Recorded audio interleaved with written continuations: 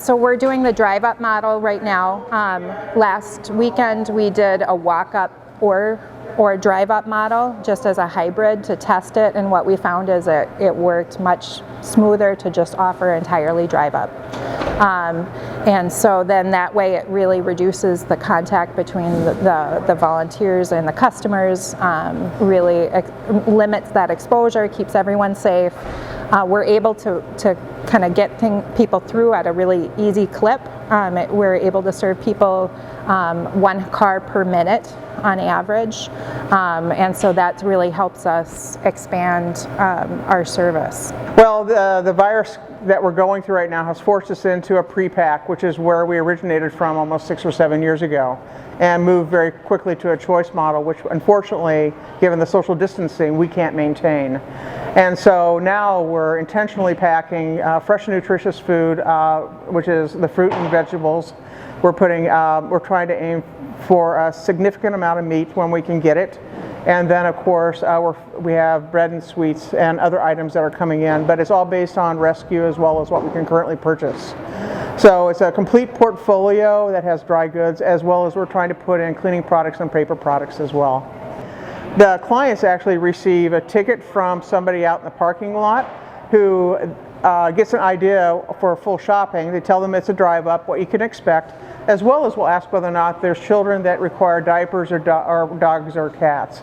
And we can pull that food for them as well.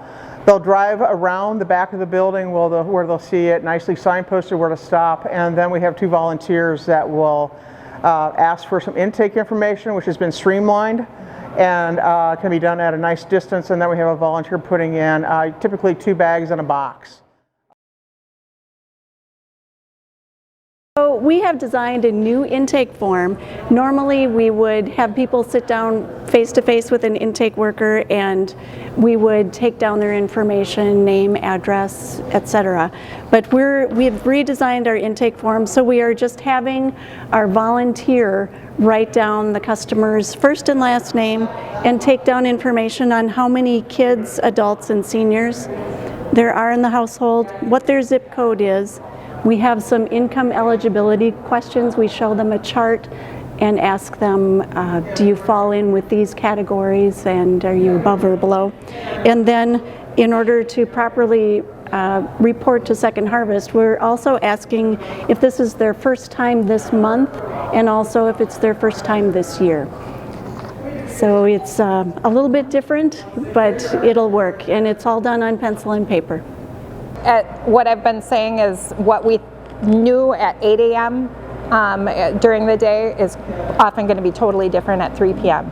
The situation is constantly evolving, and we're just trying to roll with it and figure out how we can best serve the community. And we have a lot of huddles right now where we have, like, the key volunteers and staff are getting together and saying, okay, what worked, what didn't work, what haven't we thought about.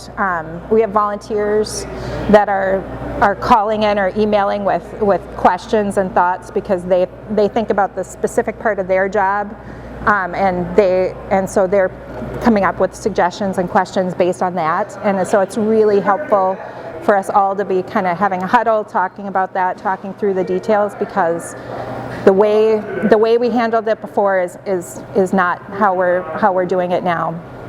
But it's really just trying to figure out how that'll work and making it work, and then making adjustments after every shift. You know, I'm proud that we're open. I think that's something that I think, you know, Jessica and her team and the staff are really good about saying, let's be innovative. And I know when this happened, I walked in Jessica's office and she said, we're going to find a way to be open. And we started working on that probably 5 days ago. So I think we got to jump on it, and we hope we can model. We certainly could be a resource to those that are going to give it a try. And we're just trying to get our arms around what's this going to be next week, because we think it's going to change week after week.